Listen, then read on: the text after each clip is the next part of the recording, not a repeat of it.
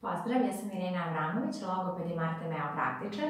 Nedavno sam bila gost na roditeljskim sastancima u jednom vrtiću i moj zadatak je bio da ukažem roditeljima na važne tačke na koje nailaze tokom vaspitanja svoje dece.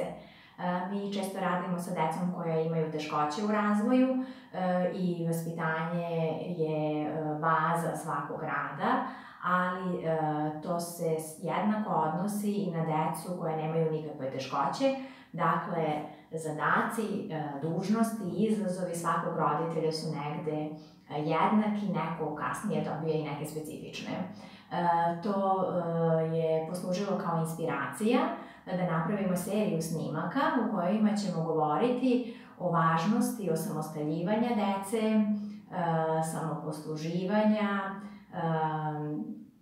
o tome kako igra utiče na razvoj dece i šta je to što svaki od roditelja može da uradi sa svojim detetom, a da pomogne sutra njegovo školovanje i razvoj njegove ličnosti uopšte. Mi ćemo snimati za vas, nadamo se da će savjeti biti korisni i praktični, gledat ćemo da to bude što konkretnije.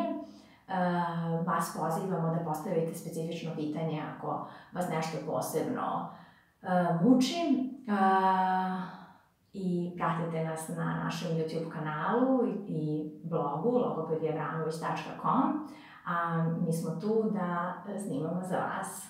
Pozdrav!